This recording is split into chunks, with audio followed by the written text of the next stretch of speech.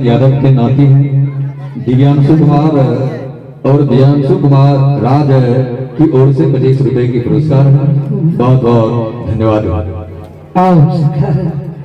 भगवान का कहे महावीर जी उदय सुख की भक्ति में हम रीझ गए। तो अब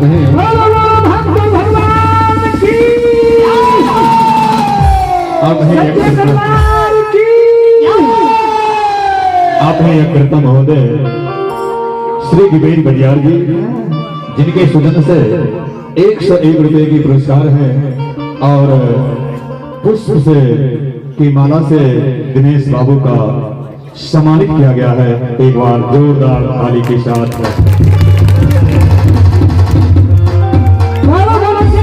महाराज की शिरोमणि पंजाब साहब विपिन बाबू की परिवार की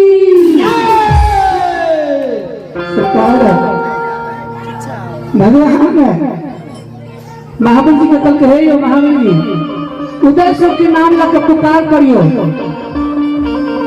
आवाज सुनते करुआ घर से निकल के भगत के बंद करके द्वार पर आते द्वार पर भेंट कर दे द्वारे पर उदय सब का धर्म पजियार बना दे। भगवान के शब्द महावीर जी सुने से महावीर नागेश्वर मालाकार के नाम लग सुपुत्री हैं सरस्वती कुमारी, जिन बच्ची की ओर से 11 रुपए की पुरस्कार है। बहुत बहुत धन्यवाद है बच्ची को। आवाज लगा दीजिए।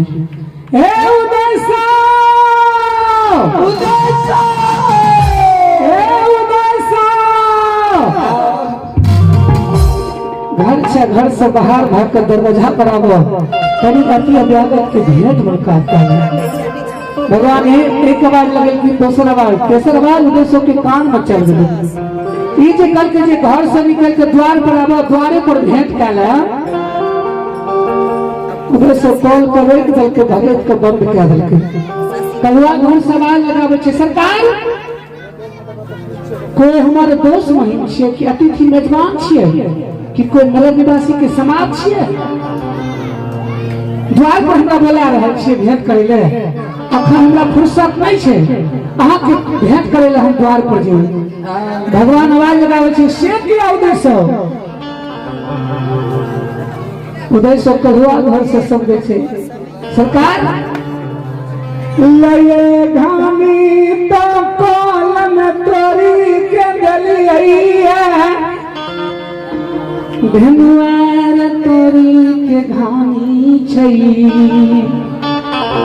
सुनियो लइए घानी कॉल में तोरी के दलिए ये धनुआर हमर घानी छे तोरी के यदि एकरा छोड़ के अहाँ के भेंट करे जे दरवाजा पर तोरी मोड़ भा जेते तोरी के तेल चटक जेते एको बूंद तोरी से तेल नहीं छूटे। हमर रोजगार छे रोजगार नहीं जीते तो मैं बेटा भूखले बिछोन पर जाकर सो। आप बैजनाथ प्रसाद यादव के पोता कृपा करिए राम कुमार और किरण वार्ड नंबर 15 21 रुपए की पुरस्कार है।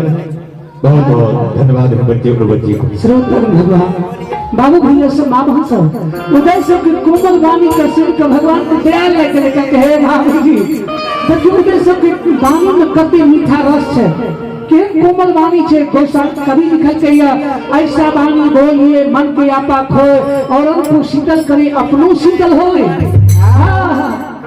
भगवान शीतल भगल करके चलो कलुआ घर में जाकर देशों के भेंट कर लेवे और कलुआ घर में जाकर धर्म पर जय बना दे। भगवान महाप्रभु दोनों व्यक्ति मिलके तारा मारा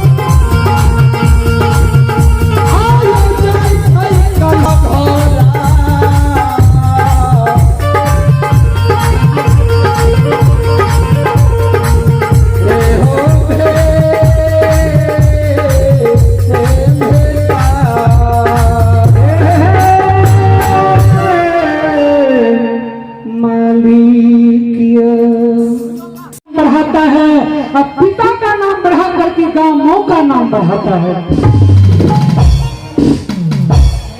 देखे छिए ने जेना हमर सुभाष बाबू सगरे नाम बढ़ा के बिहार में, दिल्लियों में बहुत जगह हमर दीपेन जी, हमर रुदल बाबू, बहुत से कन्या छे, चंद्रकिशोर भाई छे, एहन एहन महारथी ठाकुर जी की कृपा से, ठाकुर जी की दया से, अगला जन्म के कर्म के पूर्ण से गुस्से उदय सौ लोग पहुंच गए। उदय सौ 10 कर जोड़ के प्रणाम कालर के भगवान आशीर्वाद दे भक्त बन तुम धर्म तोर संस्कार बहुत नमहर भाग तो उदय सौ झट से ना सरवर मार के प्रणाम का एक लोटा जल में दे के बिछावन बोलो, चरण धोइयो, बिछावन पर बैसी। महात्मा बाबा कल कहे उदय सौ चरण नहीं धोइयो, बिछावन पर नहीं बैसो। हे बाबा बड़ा भागा हमर मोहर छे, हमरा दरवाजा पर अतिथि चलेगी, साधु चलेगी, भगवान चलेगी, अहाँ के सेवा करबे, भोजन करबे। आप कौन चीज भोजन करबे? करके समझ समझे दोनों महात्मा का व्रत किया 24 घंटा के 24 घंटा के बाद पारण कर दो बीच पारण नहीं करो हम जल्दी करवा हो जाता